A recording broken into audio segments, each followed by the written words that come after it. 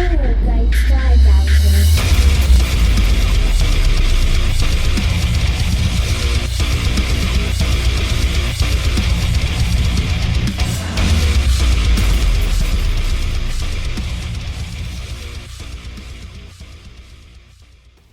Yo, what's up, world? AKA the five people actually listening. I'm Danny, and this is the Successfully Failing Podcast. I'm here with the lights turned down low, in my underwear, and today I'm going to talk about Star Wars minus the spoilers, the NFL, Odell Beckham Jr., the New York Knicks, Grand Theft Auto 5, Christmas 2015, and a bunch of other shit. So here we go. First things first. Nick could not make it in today. He is too busy doing the work thing, being a responsible man. So shame on you, Nick. Um, so let's talk Star Wars. No spoiler talk here. We're just talking numbers. I'm not trying to ruin anybody's movie-going experience. If you haven't seen it, you should see it. It's an amazing movie. If you're a Star Wars fan, you should love it, unless you're one of those anal nitpickers who want to point out every nook and cranny and you know just fucking enjoy the movie. But it's been about 4 or 5 days since it's been in the box office. So from Thursday through today, it's already closing in domestically, which is in the United States, closing in on 300 million. Um, Now worldwide, it's closing on 600 million. So that's pretty damn big numbers. I mean, we got Christmas coming up and New Year's coming up.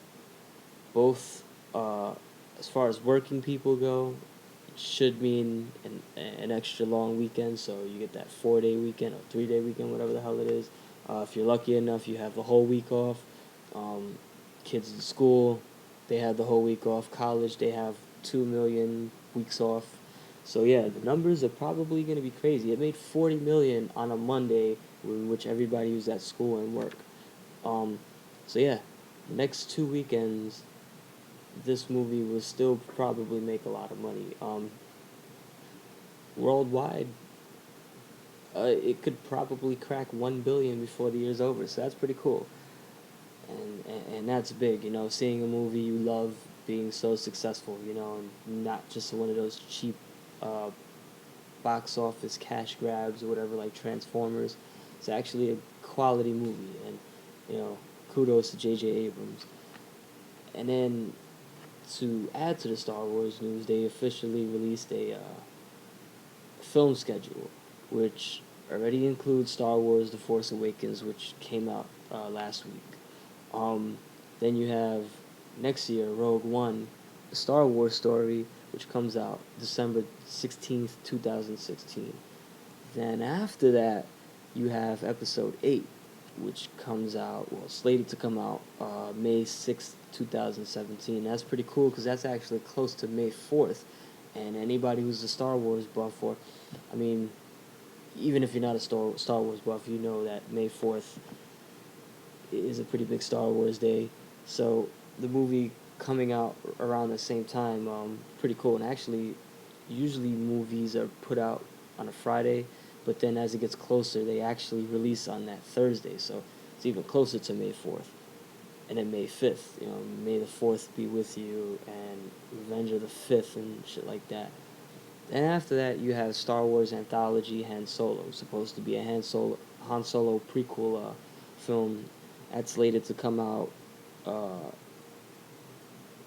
May 25th, 2018. And then we have the final episode of the new trilogy, which is episode 9, and that date has yet to be announced, so we'll find out hopefully within maybe the next year and a half, something like that. Now, I want to address some mistakes I made in the previous episode. Now, I was talking about Rogue One and how excited I was for that. Looking forward to seeing footage pop up from that movie. But so I got um directors and the movies they made mixed up now. The director of Star Wars Rogue One is Gareth Edwards. Now, he is known for Godzilla. He also has this independent movie called Monsters, which is pretty cool. But Godzilla, personally, I loved. Um, so yeah, so him being that he's working on this new Star Wars movie, something to be stoked about. And then the director of Episode 8, which I said Gareth Edwards was gonna do in the last episode, clearly blew that. But the director of Episode 8 is Ryan Johnson. Now he's known for best for Breaking Bad and the movie Looper. Now I said in the last episode, Breaking Bad being a TV series. Now, I've never really seen it, but I've heard good things about it. I mean, whether you like it or not, it is a TV series which involves character development and things like that. So to have a director like that on board with Star Wars is pretty cool, being that there's so many different characters to dive into. And then Looper is another movie I haven't seen. My friends told me a lot of good things about that. So, and that is also, from what I know, a pretty character-driven movie. So that's stuff to look forward to. And yeah, so that's it for Star Wars for now. I'm looking to in the next couple of well, I'm gonna go see it again tomorrow with one of my friends and my brother. So I'll be able to dissect some more, catch things I missed in the first viewing, and then I'm actually gonna go to Long Island to see it again on Saturday, hopefully in IMAX with my younger brother. Um, so yeah, I'll be able to give you guys a better spoiler episode or whatever, and hopefully I can actually get some friends of mine on the podcast so we can go back and forth, because it's like me talking about it. It just feels weird that way when I'm used to discussing it with other people, and then makes the conversation more in depth and more meaningful, I guess. But yeah, so that's it for Star Wars. So now we have something dear to me, and that's my New York Football Giants. Now, um, they're in a situation where they have to win every game of the season in order for them to make the playoffs. The NFC East is pretty crazy, kind of a mess, but the Giants are not out of it. Now they play the undefeated Panthers last Sunday. Panthers were 13-0. Giants are 6-7. Um, now in that game, the first I'm not first before I even get into the whole Odell Beckham and Norman thing. I'm going to actually talk about the game. Now, game first starts off, and it was pretty tight. Giants were playing pretty decent defense for the most part. It was a close game. Then somewhere in the second quarter, it just got away from them. Maybe even the first quarter, but got away from them. I was watching it through the first half. It went down something like 21-7 or 21-7 or something like that. Then in the third quarter they went down 28-7. Still continued to watch, but then the Giants had a drive where it was a 40-second drive, didn't go anywhere. So I just said fuck this, I'm shutting this game off. So I was following it through ESPN.com, and a couple minutes later, all of a sudden they score once. I'm like, okay, that's normal. Then they score again. And I'm like, okay, this is interesting. And then that was 21-35. So I'm like, okay, are they going to make a game out of it? And then I think they threw an interception, and I was like, okay, it's over. But then somehow, yeah, they got the ball back, scored again, and I'm like, holy shit. So we decided to put on the game, and then ultimately Odell Beckham had a big drive, caught a touchdown, tied the game up.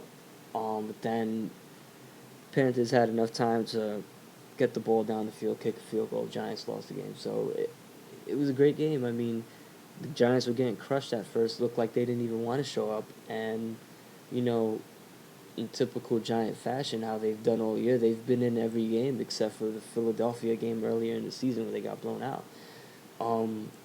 So yeah, it was an entertaining game. It sucks that they lost, but to see them go toe to toe with an undefeated team and almost pull it out was pretty cool.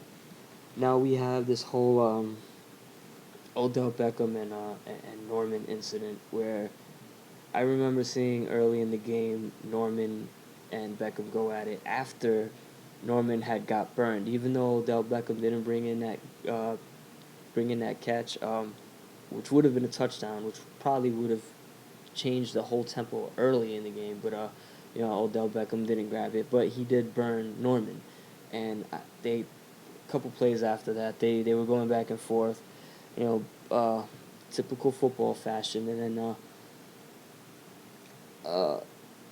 they got into some altercation, and I don't remember who started it or whatever, but all I remember seeing was Norman slam Beckham to the floor, and then in turn Beckham got up, hit him in the helmet, and it was just back and forth the whole time. And Odell Beckham really should have chilled out, knowing his team situation, knowing how vital he is to the team, and almost getting kicked out of the game and risking a possible suspension in the next game with that blow to the helmet. And I'm not justifying what he did. It was stupid, but at the same time, we don't know what was said to him. And they're all men. They have their egos. They have their pride. They're in a competitive environment. So naturally, especially when you're young, you're gonna let it get the best of you. And unfortunately, that's what happened. And thankfully, he didn't get he didn't get kicked out the game, but he risked the possible suspension in going into a game where we need to win. Giants have to win the next two games and hope for other teams to win and lose. So it's kind of like it's really difficult to lose a player like Beckham when he's been such a pivotal part of our offense all year. Um, so yeah, I mean, I'm not justifying what he did. I think it was stupid. He should have really collected himself. Somebody on the sideline should have grabbed him, pulled him. Coughlin should have benched him for a play or two or something like that, and none of that happened. And now we're faced with this situation. Now there's all this stuff coming up online with Carolina bringing baseball bats to the field, which was something supposedly they've been doing for the past couple games. But there's been accusations where, and I've seen the video, and I don't know how conclusive that really is. I mean, what was being said, but you do see Norman walk up to Beckham and pointing the bat at him. So, I mean, and you know how these guys are. They all talk shit. Every single one of them. I mean, Norman, he can try to play the victim all he wants. He's almost as guilty as Beckham. And again, Beckham crossed the line, but still, this is a guy, Norman, who had an altercation with his own quarterback, Cam Newton, superstar quarterback, probably the MVP of this season. You had an altercation with him. They were fighting in the practice field, and so this guy is no stranger to shit talking and getting in people's heads. So, I mean, what's to come out of all this? I don't know. Again, I don't think Norman is as innocent as he's making himself seem. But whatever, that's the unfortunate story that comes out of this amazing game. Even though it was a Giants loss, it was one of the better games, and the Giants have had a bunch of great games this season. So, yeah, it's unfortunate. So let's hope that Beckham, as it stands, he's suspended for the next game. I know he's appealing, so the decision coming out of that will be known tomorrow. Hopefully, you know, for the Giants' sake, we do have him for the next game. If they do suspend him, maybe it carries over to next season, or they just fine him. Take away his paycheck for that week, which is like $70,000. That'll really get a young dude. Hopefully teach him his lesson or whatever. So enough of that. Oh, before I do move off of that, I move away from that. Beckham, I know you're not listening to this, but dude, chill the fuck out. You've been an amazing player for the 2 years that you've been on this team. You've done more than anybody is expected of you. And, the future is bright. You and Eli Manning have a crazy connection. And, get some more receivers stepping up around you. And dude, your numbers are going to be astronomical. You definitely going to win a Super Bowl or so. But keep your head on the right track. Stop with the stupid shit. Dudes are going to talk shit. Dudes are going to try to get into you because you are who you are. You've had a spectacular 2 years. People don't want to see that, especially defenses, especially cornerbacks. Especially the ones that are going toe-to-toe with you at every snap. So just let the shit go, man. I mean, let your game speak for itself. I mean, he shut you down for the most part for the first half, but you ended off with 70-something yards and a touchdown, game-tying touchdown, in which you burnt him. So, let your game speak for itself. Not many people could stop you. Even if they hold you down for the first 3 quarters, you're gonna get a couple catches that are gonna be pivotal. So, anyways, that's enough with that. Now we have the playoff situation. The Redskins are 7-7 on top of the NFC East. Giants and Eagles are both 6-8. Now all three teams could make the playoffs depending on situations, but we're really gonna focus on the Giants. Now, Redskins, all they gotta do is win this game. They win this next game, they're in. Doesn't matter if the Giants win or whatever.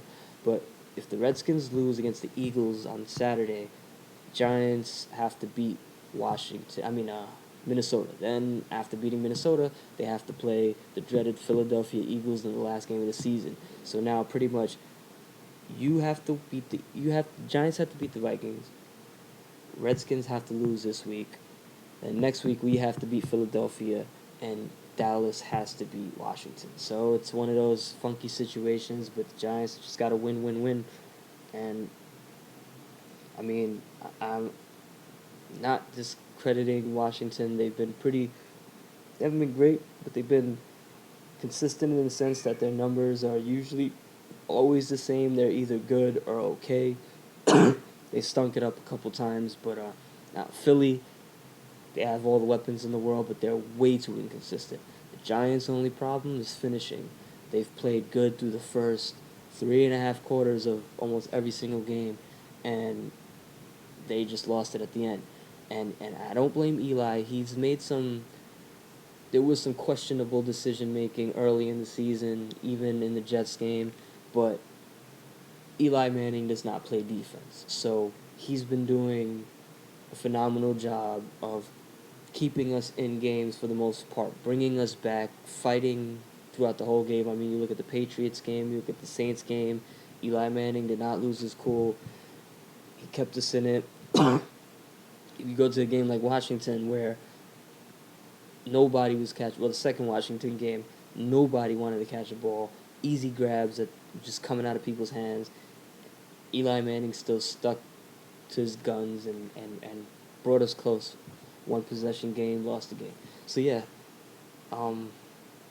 honestly, it's not me being a Giants fan, but if the Giants eliminate their mistakes in the last half of the fourth quarter in every game, they're 10-2 right now, maybe 10-3. I say 10-3 because actually, you know what? No, yeah, 10-3. 10-3 because in every game except for the Washington game, the second Washington game, the first Philly game, and the Carolina game, we were down the whole time. So, I could mark those as losses. So we're not even 10-3. We're at 11-3 right now. And on top of the NFC East, on top of the NFC, as a matter of fact, where you're fighting for maybe a home field advantage or a bye. So, so being that they're not as bad as their record shows. So if any team goes into the playoffs from the NFC East, at their best, the Giants have the most potential to go further than any of these other teams. But, yeah. Now, going into Week 16, I've always wanted to do this on the show, being that I started the show pretty late. Was never really able to get into it, but I like, even casually with friends, doing the whole pick thing. So, this is the first time I'm actually around to doing it where I'm, ahead of schedule. Games aren't until tomorrow, so actually no, till Thursday. So let me give you a quick rundown of my picks for Week 16. Now, okay, where are we? Week 16. If I can find you, here we go. All right, so we have a Thursday night matchup: San Diego at Oakland. Keep this simple. Oakland wins. Now we have the Saturday matchup: Washington at Philadelphia. Now, for my Giants' sake, I hope Philly wins this, so I'm going with Philly. I got them beating Washington. We have New England at the New York Jets. New England's trying to make a run for this first round bye. I don't see the Jets beating them, even though it is in New York. I mean, yeah, I got New England in that one. Houston and Tennessee, I'll go with Houston. They seem to be pretty sort of consistent for the most part over the last couple of weeks. So Tennessee, young quarterback, still not there yet. So yeah, I give it to Houston. They'll lock up this division if they haven't already. Cleveland at Kansas City. Kansas City has been red hot. Pick them. Indianapolis at Miami. Now, last week I went with Miami to beat San Diego, and San Diego destroyed them. But I still stick with Miami because it's a home game, and they're not. Indianapolis has just been, it's a nightmare for them, even though they're sort of close to the division lead, but still. San Francisco at Detroit, both bad teams, but the way Detroit played last week against New Orleans, I say Detroit takes it. They seem to be playing somewhat better over the last 5 or 4 weeks or so. I don't really follow them too much, but seems like they're getting it together, even though they're not going anywhere. Dallas at Buffalo. Now, Buffalo screwed me over the last 2 weeks. Couldn't beat Philly, couldn't beat Washington, but this is Dallas, not playing for anything. I give it to Buffalo. Chicago at Tampa Bay. Chicago wins this. Now, this game right here, a lot of people will call me crazy for this pick, but you got Carolina, who is 14-0 right now, going against Atlanta. Now, I'm not taking anything away from Carolina. I'm not saying they're a fraud or they're a pretender, but this is a division game. The Falcons have been playing bad, but they're not as bad as their record shows. I mean, they're not great, but again, this is a division game in which Atlanta had got destroyed last time around, 38-0, and this was about 2 weeks ago. So I think Atlanta has nasty taste in their mouth, and I'm gonna go with them upsetting Carolina. Yeah, that people are gonna say I'm crazy, but that's my pick. Sometimes you gotta do it. I mean, there's no money involved in this, but hey, whatever. Then you have Pittsburgh at Baltimore. Pittsburgh wins that easy. Baltimore has been very horrible, despite only losing maybe 1 or 2 games by getting blown out. Everything was like one possession, but yeah, they Pittsburgh's playing for something. I mean, Baltimore could play spoiler, but nah. Pittsburgh got this. Jacksonville at New Orleans. I'm gonna go with the Saints, even though I think I saw, what's his name? Drew Brees is hurt. I saw something pop up on my notifications, but whatever. I'll still go with New Orleans. And my luck, watch Jacksonville win. But yeah, New Orleans tops Jacksonville, and then St. Louis and Seattle. Seattle's been a monster lately. Go with Seattle. Green Bay at Arizona. This is an interesting game because Arizona is playing for possibly home field advantage if Carolina ends up losing the next 2 games. But either way, they're playing for a bye. But Green Bay is not too far from them. I mean, I don't know their record. I gotta look that up. Let's see. Green Bay's record is 10-4. They're not too far away from it. I mean, they beat Arizona and then win their next game, and Arizona loses the game after. They get the tiebreaker, so they have first round bye. So, as Arizona's been great, but I've said since the beginning of the year, if my Giants don't do anything, it's Green Bay and New England at the Super Bowl. I'm still sticking to my guns, even though Seattle and Carolina are playing phenomenal, especially Carolina. I mean, they're undefeated. You can't ignore that. But Green Bay's been a little sloppy over the last 5 games or so. But there's something tells me that they're gonna end up upsetting teams. But yeah, I think I give them the edge at Arizona. I mean, Arizona's been playing amazing, and Arizona could just as well win this game. But I think Green Bay makes it interesting, and beats Arizona. And we have my New York Giants at Minnesota. Giants need this. Minnesota needs it too. Minnesota is not only playing for a wild card, but they're also playing for a for the division. They're only one game behind Green Bay at 9-5. Green Bay's 10-4. But I mean, I think the Giants win this, man. It isn't, I mean, you could say I'm being a homer, but yeah, I think Giants beat Minnesota. And then the last game of the week is a Monday night game, and it is the Cincinnati Bengals at Denver. And Cincinnati has, as of right now, has a first round bye. They're a game ahead of Denver. Denver doesn't have Peyton Manning, even though they're playing pretty well without Peyton Manning. I give Cincinnati the edge. They're my wild card team throughout the whole playoffs. I mean, they're my sleeper, excuse me, my dark horse. I've been a fan of them since Corey Dillon, and it's nice to see them dominating this year. They haven't looked perfect, but when they play good, they play good, and I see them beating Denver this game. I mean, it seemed like a team destined. As long as they could keep their quarterback, Andy Dalton. I mean, I don't even know if he played last week, but yeah. I mean, as long as they have him in the playoffs, they should be fine.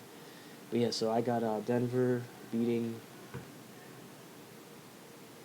No, sorry, Cincinnati beating Denver. So to run through it one more time, we have let's see. So I've got Oakland, Philly, New England, Houston, Kansas City, Miami, Detroit, Buffalo, Chicago, Atlanta, Pittsburgh, New Orleans, Seattle, Green Bay, New York Giants, and Cincinnati. That is my Week 16 pick'em thing. Yeah, that's my Week 16 pick. Sorry, getting distracted by staring at other things.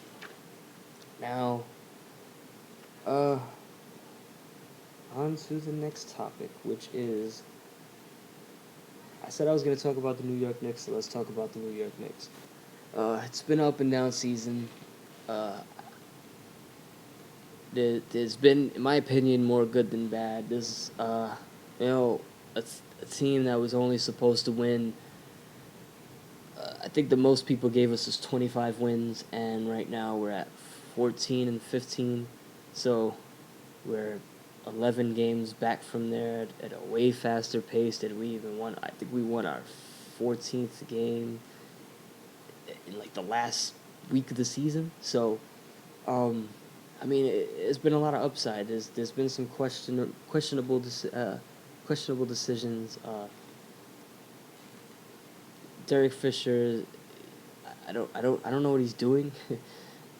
There's times where he seems to be making the right coaching decisions. Then you have instances where, even though Porzingis wasn't scoring, you sit him down in the last 6 minutes of the game, and, you know, in a game where he was blocking a lot of shots. So, you know, that's one thing about Porzingis. He may not be giving you the buckets the way you'd like him to. He's still finding his range.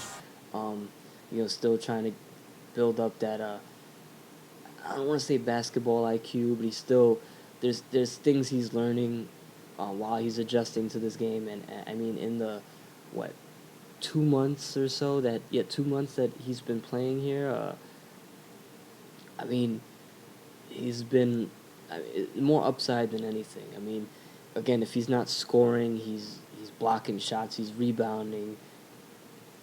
You know, he's just doing the things that true basketball fans want to see. And so for you to take him out the game at a pivotal time like that, I mean, yeah, I know you say he's young and you're trying to monitor his minutes and his stamina, but if he's out there hustling, man, let him hustle. If anything, you give him maybe give him the day off, or you give him some, you know, extra minutes off the next game. But I mean, beat Orlando. You got to beat teams like that. If we go in and lose to Cleveland, it's not so bad because they're one of the better teams in the league. I mean, we have played them pretty good for the most part, you know, up until like the very end of the last games, the last 2 times we played them. But yeah, man, you got to let this kid play. You drafted him high for a reason. I mean, they've been pretty good with letting him play, but stop, don't keep the lid on him, man. Let the kid go. Let the kid go wild. I mean, he's only gonna learn. He hasn't shown any sign of injury. Knock on wood. Um, he's getting smarter. Let him learn the game. Let him learn these situations. But I mean, then on the flip side, though, you don't want to kill him and burn him out to where he's done in the second half in the playoff stretch. And trust me, we will be in that playoff picture one way or another. I mean, Melo's starting to come into his own as far as scoring. His percentage is getting pretty better. I mean, people criticize him for they're always criticizing him for things, but he this season if he's not scoring, he's rebounding, he's assisting. The last couple games, last game he led the league he led the team in assists. There was that one game he had 20 points, 15 rebounds, and 9 assists. He shouldn't be having that many assists. That should be up to Calderon and Grant and all these other guys. But then on the other end, in the triangle system, the ball moves to him or another big man, so he's going to see more assists than your point guard would normally see in a triangle system. But yeah, so he's doing things he shouldn't be doing. If he's not scoring, he's playing the game all around, and we had a 4-game winning streak, and if you look at the stats for this for the 4-game winning streak, even in the loss yesterday, we were moving the ball. A lot of people were scoring, so it wasn't only on Carmelo Anthony. So it's nice to see that the whole team is scoring, even if it's 2 points or 4 points or 10 points, whatever it may be. The the burden is not on Carmelo Anthony's shoulder as it has been since he's come to the team and to the league, actually. And that's what a superstar is supposed to do. But you look at all these successful teams that have had superstars; they've had a team around them. You go to Kobe and Shaq when they were in LA, and they had each other. Yeah, you got lucked out with having 2 superstars, but outside of them, it was just a bunch of role players. Derek Fisher was no superstar point guard. He was no Chris Paul, no Derrick Rose in his prime, no Russell Westbrook. He was no Steve Nash. He was just Derek Fisher. He made timely baskets, and he was in the right place at the right time. You had your Robert Ory's and guys like that, your Rick Foxes. None of these guys were superstars. They were all role players. So, but they did what they had to do, and that's what made Kobe and Shaq's time in LA a lot easier. It made, though they were the superstars and they carried the team, they were able to rely on other people, and that's what Carmelo Anthony has never really had. He's had those players, but on an inconsistent level. He's had J.R. Smith in both New York and Denver, but J.R. Smith, if you really follow him, you know he's inconsistent. A lot of people talk shit about him, talk shit about the Knicks more, because when J.R. Smith went to Cleveland, he had a couple good games, and people were sucking him off, talking about, he couldn't do this in the Knicks, blah blah blah blah blah blah. Look, he was always inconsistent. He'll give you a 27-point game, but then he'll give you he'll give you 10 points on 3 for 18 shooting in the next couple games. So, Carmelo Anthony's never really had consistency around him. The years that the Knicks were pretty good, when he was on there, when we got to the playoffs, everybody around him got hurt. Chauncey Billups, Baron Davis, Iman Shumpert, Amari Stoudemire, everybody around him got hurt. Perfect example is that series in Boston, which we got swept. I think that was the first time for us making the playoffs or something like that. And we were looking good. We had Chauncey Billups and Amari Stoudemire, but then they got hurt in the second game or something like that. Carmelo Anthony had to drop 45 points and 17 rebounds all on his own. You can't do that all the time, especially against a team like Boston at that time, who was, they were smart, they were physical, they had just enough energy and skill left in players like Pierce and Garnett to get past them, but they were just a smarter team and a more experienced team, and they had a team.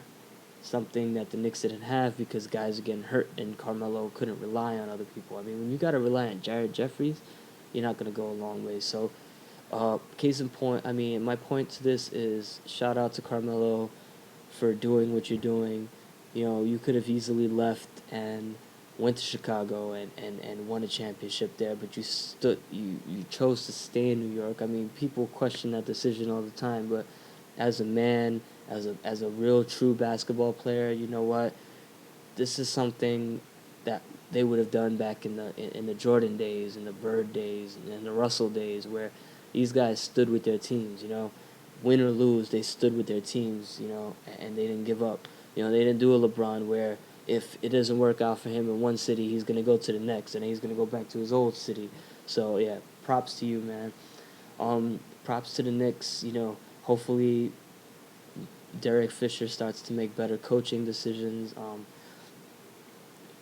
I still think that getting away from him, I still think that you know they make a trade at the trade deadline. It won't be anything crazy. It won't be anything ground shaking. It's not gonna be a blockbuster, but maybe you move a piece like Calderon and Thomas, who's been playing pretty well for the most part.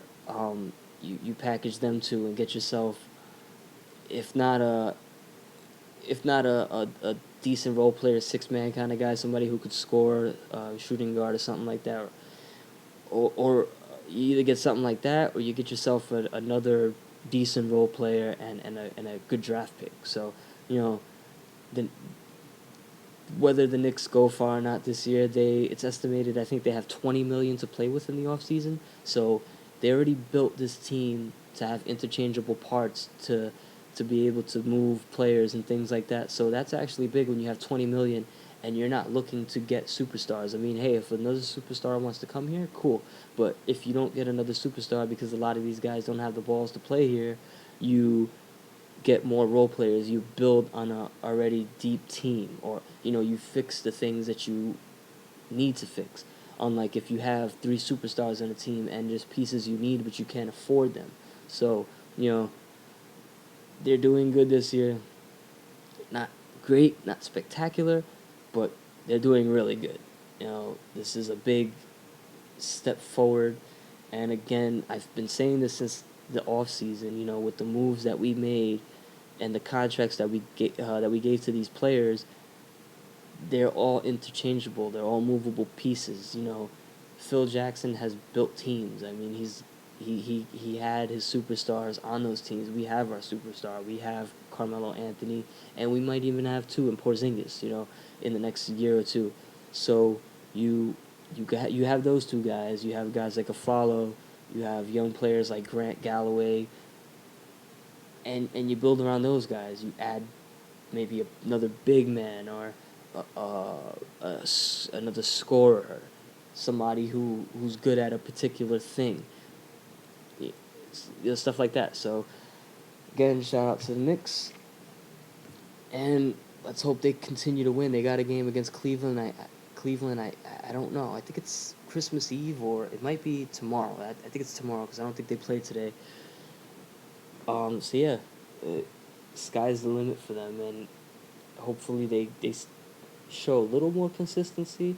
But them going on these winning streaks actually helps. They've been going on more winning streaks than losing streaks for the most part, and that's good because you look at years past and they'll go on 10-game losing streaks. I mean, it was just disgusting. So you win 4, you could lose 1. You lose 2 in a row, but then you win 3 in a row. It's better than losing and losing and losing. So that's it for the Knicks. Now the next topic, something I've really been wanting to talk about for the most part, is video games. Now, this year I really haven't played much. There's been a handful of games I've played, like MLB The Show, NBA 2K16, your typical sports games that I play every year. Picked up Mad Max. Well, it was actually a birthday gift, and I love that. Very fun game. I still haven't beat it, but I'm almost there. That's been pretty fun. Definitely worth my time. I've been stuck on Grand Theft Auto all year. I mean, ever since it re-released last year, that's been my game. I haven't got to play a lot of games this year. I still haven't played Metal Gear. I still haven't played Fallout, Assassin's Creed, a lot of these big games, Rainbow Six. But yeah, speaking of Grand Theft Auto, they released another update, and this is why I hold Rockstar as such a high regard, and why they will always have my money, because they gave us a stellar game, a deep game.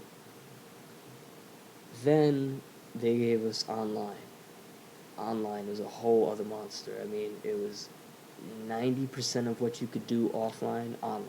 So minus the big stories, but you can go around and do so much. The whole map was open. There was no exclusions, and they built on that. Every now and then they'd release an update for free, and this is not just like some little update where you get one gun or a new car. They gave you a bunch of a couple new guns, but they gave you new cars, new clothing, new missions, new gameplay features, new matches, and all that stuff, and they just kept building on it and building on it. And we've already had like maybe I think 5 or 6 updates with the heists and the the baller. I forgot the lowrider thing. I forgot what that was called. And just they recently released this update. I forget the name of it, but it's like this luxury thing where I mean, it takes a fucking shit ton of time and money to get these things, but you get to buy more luxury condos. You get to deck out the interior. You get to buy a yacht. You get to defend your yacht. There's all these adversary modes and new cars, and it's just like, I mean, granted, there are a lot of money in the game, but it's just that the attention. Matter of fact, the fact that these things are so much money, it makes people play more. It gives people incentive to do these missions over and over again and continue to get back online because you want to get that $3 million mansion. Now you can always buy those shark cards if you want to, like all these little kids do, but that's not being, pushed. They're not putting a gun to your head saying buy these things. I mean, any real gamer is gonna play the game. I mean, if you bought a $20 PSN or Xbox card, to get some DLC from another game, and you have an extra $5-10, you may use it on a shark card. I've done that, but I've never went all out and spent $100 to get that $10 million card or $8 million card to buy a damn tank. But anyways, they have that, and that's pretty dope. I mean, when you have games like, although it's awesome, Star Wars Battlefront, but they give you 40% of a game. You're paying $110 to initially get a full game, and that's just ridiculous. And then you got the Call of Duties where they release these $15 map packs that only have 3 maps, and it's like, oh, big deal, When then you got companies like Halo, I believe, is doing free DLC. Rainbow Six is doing free DLC. Then GTA with the free DLC. You know,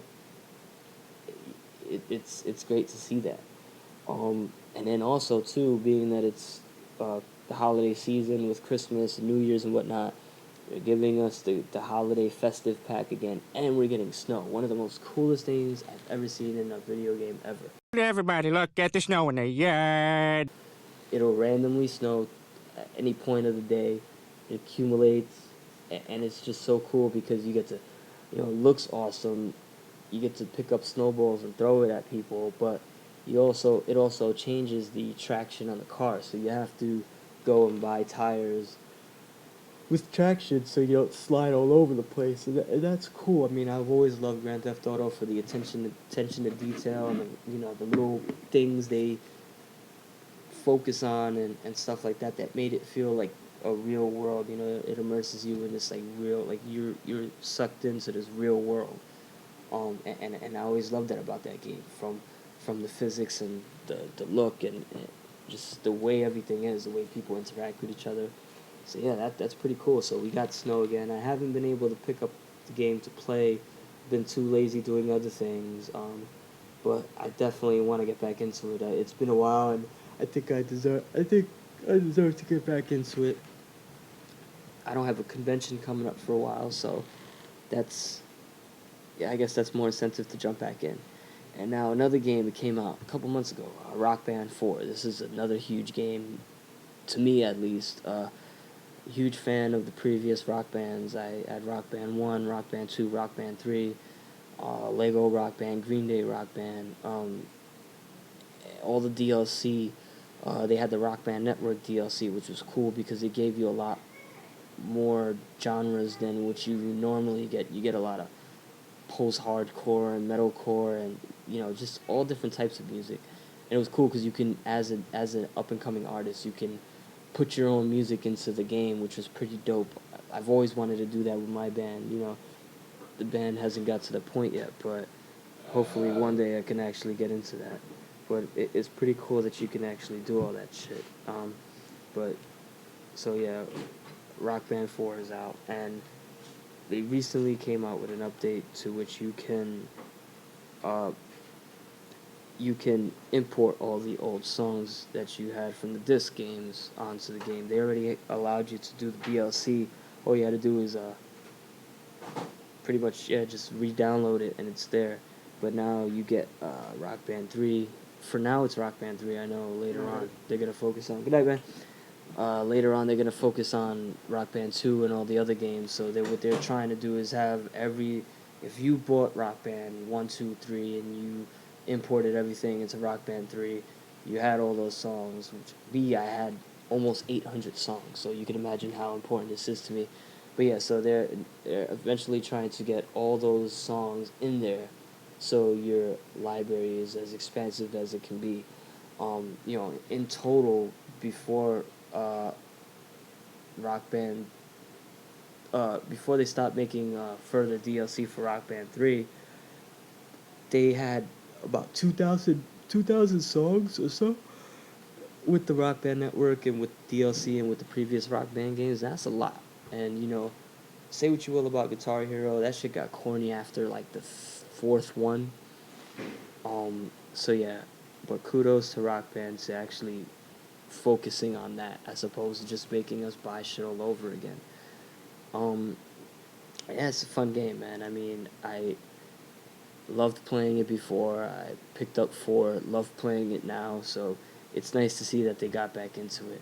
And the fact that they're a company that always gives you DLC, always gives you a vast, like, variety of artists where, I mean, you have things from Linkin Park to My Chemical Romance to Slipknot to Coldplay to Lady Gaga to to Green Day to country music to Metallica, Queen, AC/DC. And they give you everything from Van Halen, excuse me, to like they even had the Beatles game. I mean, so they gave you all kinds of music, so you could just jam out to anything. I love that they put a lot of 80s songs in there too. A lot of those 81 hit wonders, Never Gonna Give You Up by Rick Astley and things like that. Yes, it was cool. Looking forward to finally getting all the songs in there, because even though I do have a pretty good number now, it feels weird scrolling through the songs and not having certain songs that I used to play religiously. Like, we do this thing where it actually happened by accident. Me and my brother played Rock Band New Year's Eve, and we just played to kill the time, and we put on Final Countdown by how the fuck did I forget their name? Wow, I forgot the band. Anyways, but yeah, we were playing the Final Countdown, and once we finished it, we turned on the TV real quick to try to catch the ball drop, and we literally caught it with like within the 10-second range. So that was pretty cool. So like every year, that's like our thing. So I guess 11:50 around that time, we go and we play that song. So we have enough time to set it up to play it. And then once we're done playing it, we have enough time to switch to the TV just to watch the ball drop and then to say Happy New Year and all that, and then go on to the next thing. So, yeah, I'm looking forward to getting that back. Europe. That's the name. Yeah, can't forget that. So, it's going to be fun to actually have that song and be able to play it before the year's over. Speaking of holidays, Christmas is coming on. It's coming up in like 2 days, 2 days, 3 days, whatever. And yeah, what do you call it? It's coming up in about 2, 3 days or whatever. And it is going to be fucking 70 degrees on New Year's Eve. What kind of bullshit is that? I know a lot of you people like the warm weather and all that, but it does not feel like the holidays, no matter how much you try to make it feel like the holidays. I mean, granted, people will be like, oh, it's different when you're older. No, it's not even that, because last year felt like Christmas. The year before felt like Christmas. I mean, I'm not asking for frigid temperatures, but damn, give us at least like, in the 30s, the high in the 40s. But no, we're getting fucking 50, 60, 70. That shit's crazy. It does not feel like the holidays. Like, if you really want it to be that warm, go to fucking Florida. Go to Cali, New York should be cold. Again, it doesn't have to be frigid, but it should be cold. But we're getting 70-degree days, so I guess it's good. Maybe you could go throw around the football, whatever. Do some things that you don't normally do around Christmas, but to me personally, it kind of sucks. It just doesn't have that Christmas feel. I mean, I've always been a fan of that white Christmas, but even if it's not snowing, at least it looks or feels like Christmas. But yeah, and we have a lot of people who doing a last minute gift shopping and going crazy and totally losing the spirit of gift gifting. And this is the thing that bugs me. I'm a fan of gift giving. I love buying people gifts, giving gifts, doing those things. I'm a very festive person. It's always cool to see somebody's a smile on somebody's face, whether it was something big or small that you got them. But the problem with it is that everybody, they treat it as an obligation. It's no longer fun. It's no longer meaningful. It's like, let's go to Target or Walmart or to Dwayne Reed and get anybody and everybody just the most randomest thing, whatever's there, even if we know they're probably not going to give two shits about it. Now, again, if you have it and you're willing to do it, hey, fine. Me personally, this may sound like I'm being ungrateful or something like that, but I rather have, dude, buy me a notebook that has a Star Wars character or a Ninja Turtles character on it, something like that, where it shows that you're thinking. Like, yeah, I'm an advocate for actually buying people something that maybe they won't need or use, but at least I know they're like, wow, you actually thought of me. So if I have a friend that loves Spider-Man, I'm gonna get them something that I seen in my travels that I thought was really cool personally of Spider-Man or something like that, something creative. I'm not just gonna go buy them some bullshit, a cheap ass cologne just because they're a guy and they're gonna want a cologne when they're probably not even gonna use it. But if anybody out there is listening and they do want to buy me a gift, I am totally down with those body sprays or whatever. But cannot be the black or the red ones. I cannot stand those smells. Either the green or the blue ones. Doesn't matter what shade of green or blue it is. Those ones are awesome. But I mean, it's just like it's so annoying. I mean, I do appreciate what anybody gets me. Don't get me wrong. But like, even like at my job, I work in corporate America. I work in an international investment bank or whatever. And now, throughout the holiday season, all these big shots are sending out or receiving bottles of wine. Now, how superficial is that? Like, just send the card if anything. I mean, come on, like if you're not gonna put any thought into shit. Like these people just they had this money or they probably got a bottle of wine from somebody and they're like, oh, let me give this to somebody as a gift because it's the holidays. Like, I mean, how do you even know I drink? How do you know like what if my father was like an alcoholic or a recovering alcoholic and the sight of alcohol just brings me to a dark place. Like, come on, just like it's crazy. All these shitty chocolates and stuff like that they're all fancy and whatnot, dude. But buy people Hershey's, man, or Kisses, or Hershey Kisses, or Reese's or something like that. Shit. If you're gonna go that route, like I don't know, I go back a couple years ago. I had a Christmas bonus or something like that, and on top, well, I think it was a Christmas bonus, but I also had won a football pool. And I remember My brother needed an iPod, so I got him an iPod Nano, and his favorite color is red. So I went out and spent that money on an iPod Nano, the red one. Uh, and not because I felt obligated to, but because I had the money. He's my brother. I know he loves red. I know he needed an iPod, and I got him that, and the reaction was amazing. I mean, the gifts that I have gotten people may not be the they may not be the biggest gifts ever. I mean, yeah, I'm not Donald Trump or Bill Gates where I have a shit ton of money and I'm just able to make it rain on people, but like people that are close to me. I mean, I try little something here or there. I would love to get them more. Something they really really wanted, but at least I show that they're thinking, and people have done that for me. I mean, I've gotten gifts for my birthday, for Christmas. I mean, my brother, for the last couple of years, he's gotten me cakes with like Spider-Man on it. Or I know last year, a couple years ago was Spider-Man. Uh, then one last year was they got me the Scotty Young variants on the images of those on a cake. It was the Amazing Spider-Man and Superior Spider-Man. It was the whole Spider-Verse thing.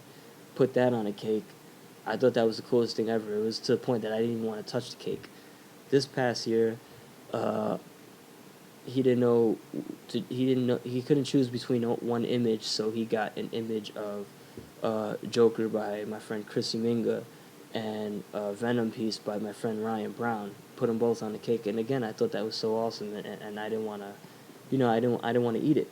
There's little things like that. So, it sucks that Christmas, and even birthdays, but Christmas and the holidays has become like, you know, like it's like this obligation, and people lose the spirit of Christmas in the sense that there's no nobody's genuine. There's no thoughtfulness. It's just get whatever, just because. Rush these stores just because. Like, you know, I hate when I see people posting, I gotta go Christmas shopping. Oh, fuck Christmas shopping, and everybody's just in such a Scrooge mood, and it's like, that bah humbug all over the place. Just enjoy Christmas. If you can't get somebody something, I'm pretty sure it's okay. I mean, if you have kids, you have little kids, that's different. Put them first. Like, if my younger brothers, they, I'd rather see them get something than me. I'm 29 years old. I don't really need gifts. Gifts are cool. If you can, that's awesome. I mean, if you want to throw a $20 gift certificate at me for something, or $20 just so I can use it to buy towards, I mean, I could use it to buy, supplies and things like that. That's great, but don't worry about it. I mean, like, I'm going over to my mom's house for this weekend. Me and my brother Chris going out there to Long Island, and my mom is reluctant to not get us something because it's the mother in her. But I always tell her, like, don't worry about it. I mean, just make some really good food, make some cookies, and let's have a fun time over there. Uh, but honestly, I'm looking forward to going over there. It's always nice spending the holidays over there. I mean, I don't get to do it much because Christmas tends to fall in the middle of the week, and then it's just complicated to go over there and all that stuff. So fortunately, Christmas falls on a Friday, so we actually get to go out there Thursday night, spend an extra day over there, go take Jason to see Star Wars, and just have a fun time over there. It may not be this crazy, out of this world experience, but it's those little things, and people lose that, and that's what pisses me off. Everybody gets so caught up in this whole gotta do this, gotta do that, gotta buy this, gotta buy that. No, just have fucking fun, man. Sit down and enjoy yourself. One of the biggest things I look forward to is my mom's cooking, and ham, mac and cheese. I think she's making baked ziti this year. That's gonna be fun. We always tell her to overdose on the mozzarella cheese. So that's gonna be fun. I mean, and things like that. That's what I look forward to the most. Just spending time with my parents and my family and my brothers, and if my friends, if possible, and just having a fun time. I mean, if we can get each other things, that's cool. I don't expect anything from anybody, but that would be pretty awesome if people do throw things my way. And I know usually the gifts my friends get me are pretty dope. I mean, they they're those people that show that they actually think about me and whatnot. Like Nick bought me and Christy's little Star Wars lunch boxes, and again, we may not use them, but it's still pretty cool that he saw something and thought about us, and yeah, I'll find a use for it. Maybe I'll use it to put my stickers in when I go to conventions and whatnot, or maybe put money in there or something while I'm at conventions. Yeah. People lose the spirit, and it just drives me crazy, man. Yes, that's it for Christmas. One of my favorite times of the year. Again, it sucks that it's like 70 degrees out here. I would like it to be at least 30. I bought a damn coat, and I'm not even able to wear it. I wore it about 2 or 3 times since I got it, and I promise you, if I didn't buy it, it'd be 20 degrees every day, and I'd be freezing my ass off, and people would be like, "Oh, where's your coat? Where's your coat?" But yeah, that it's funny, but whatever. I'm pretty sure we'll get blasted with like a crazy winter in February and June, going into February and June. Wow, January and February going into March, and shit. We probably will even get snow in June too. But yeah, that's it. Christmas should be fun going over to Long Island. And yeah. Oh, speaking of which, the holidays are around the corner, and if you guys don't know, most of you should know, but me and my brother, we draw, and we have prints, and we do sell our art. We sell our original pieces. We sell prints. We also sell stickers. So most of you guys have me on Facebook, Instagram, Twitter, and all that. If you don't, it is on my Instagram is the real Danny Darko, the real Danny Darko, all one word, no spaces between it. My Twitter is I am Danny Darko, and you could find the easiest way to find us, find me on Facebook, or find us, me and Nick and anybody else that'll be part of this podcast in the future. On Facebook, just look up This Is SF, all one word. That's the Successfully Failing Facebook page. You'll find all things art, podcasts, music related, anything that Successfully Failing is doing, it'll be up there. Future conventions, future shows, any big events, whatever, it'll be all up there. Now, if you're interested in purchasing the art, as I was speaking about just a little while ago, again, I have prints and stickers for sale. I have pretty much all my prints. My mini prints are available on Etsy. It's Successfully Failing. I don't know the exact link. Just go to Etsy, put in successfully failing. You should find me. And as a matter of fact, let me get you the actual link, because I sound like a dick right now. And the actual link is etsy.com/shop/successfully failing. So yeah, pretty sure if you search wow, it's a tongue twister. If you search Successfully Failing in the search bar, you should find us. You could also find my brother on Instagram at CRS45. He has art posted there. He only has art posted there for the most part.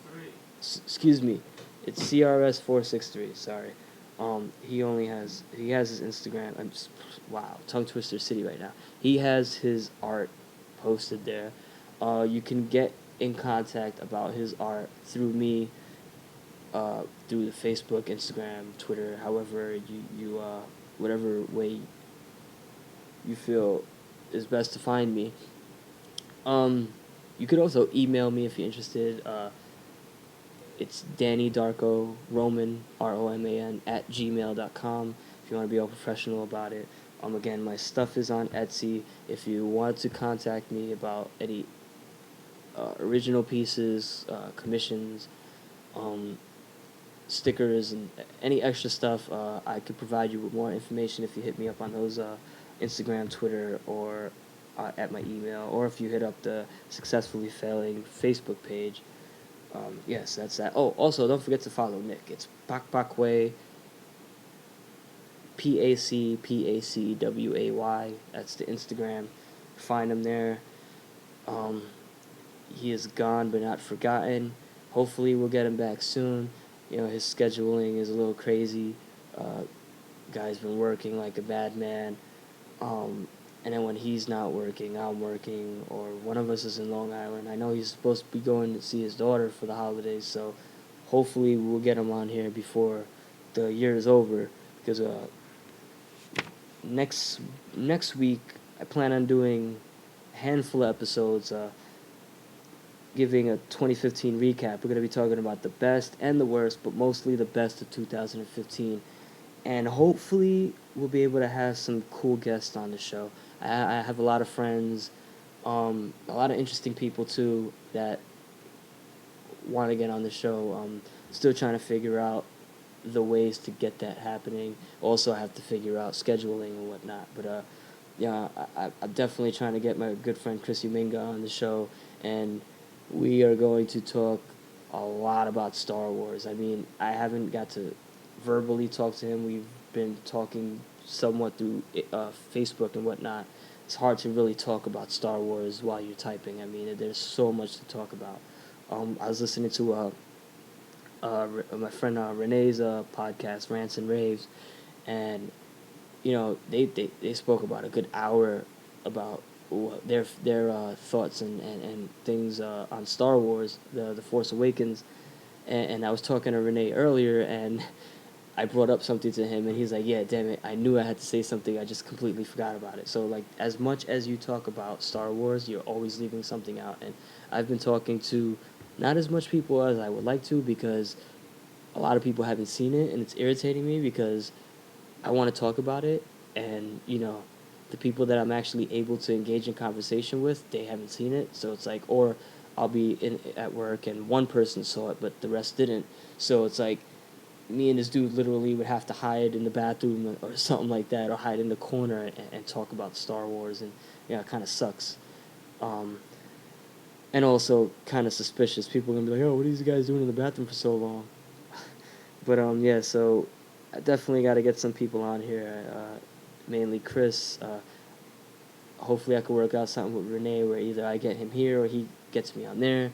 So we're gonna definitely be talking about 2-3 hours long about Star Wars. So, I mean, it's just that serious. There's a lot of nitpickers out there that's pissing me off, man. And again, I'm not getting into any spoilers. I'm not gonna get into it with this episode. I did it on the last episode, and it was just me by myself. I prefer to actually have an episode talking to somebody about it. So there's a lot more going on back and forth. But yeah. I'm not gonna get into it again. Again, I'm not spoiling anything, but there's a lot of nitpickers, and I understand there's plot holes and things like that. There's fucking plot holes in every movie. I mean, this is a 2 hour and I'll say 20 minutes. It's 2 hours and 16 from what I saw, but it's 2 hours and a half, 2 hours and 20 minutes worth of movie. There's going to be plot holes unless you literally want to drag the movie into 10 movies, and then nobody's gonna like that. So, just accept it for what it is. It was an amazing Star Wars movie. It is something we've been wanting for such a long time.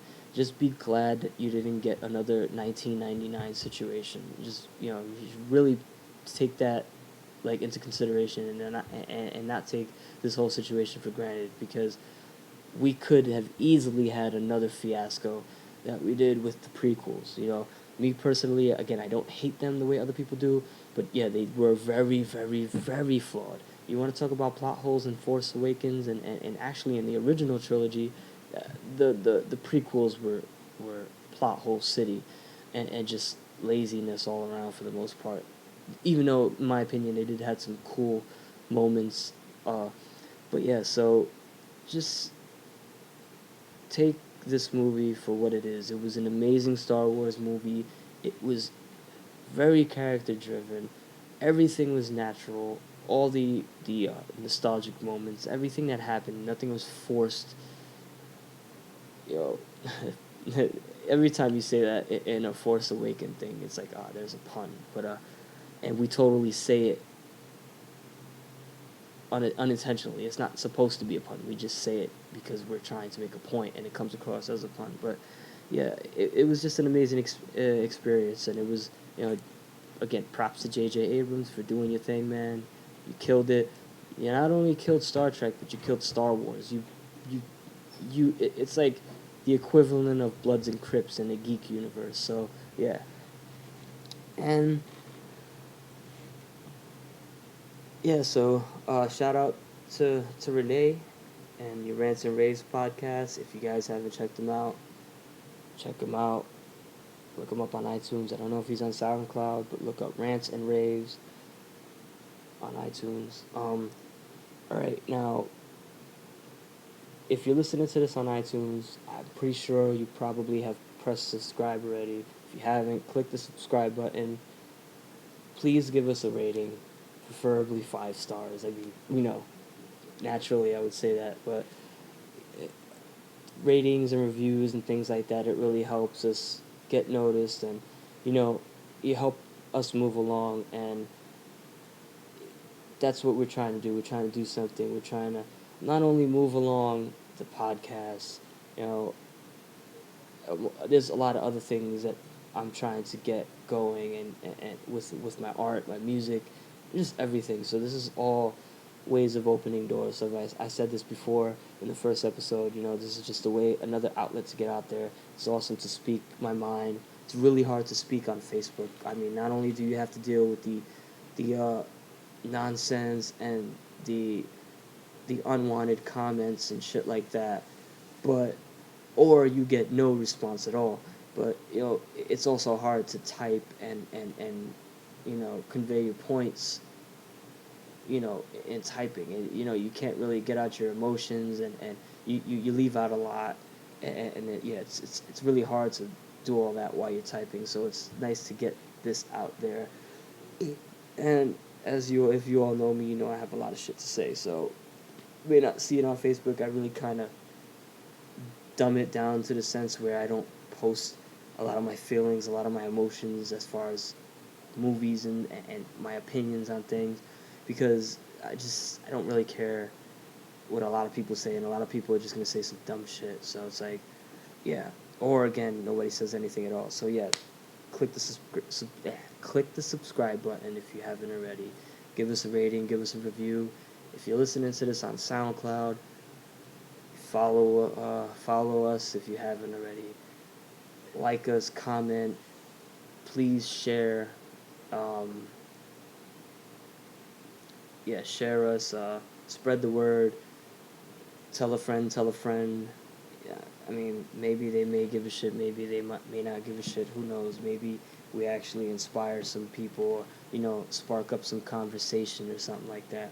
And in the future, I have been doing this, and I have got some reactions, and I have not. It's like hit or miss, but I plan on, I want to get you guys involved. So I will drop posts and stuff like that in which I'll ask you to leave comments and of like questions and topics you want me to touch on. And I have noted that other people have put their insight in and have brought up questions and topics, and some of them are actually pretty interesting, and I definitely want to get that. I definitely want to get into that next time around. But yeah, anytime I do that, please try to. You could be funny and everything, but just try to leave some kind of comment or something like that.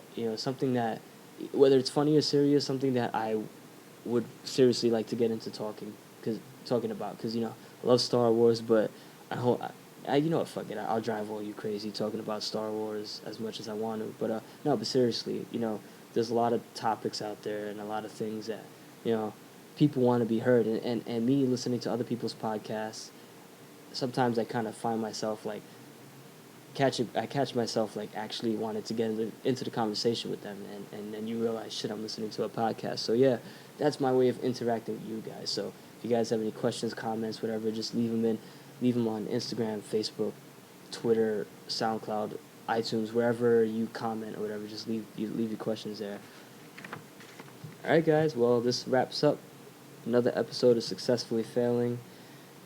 Thanks to everyone tuning in. Appreciate you guys giving us the time.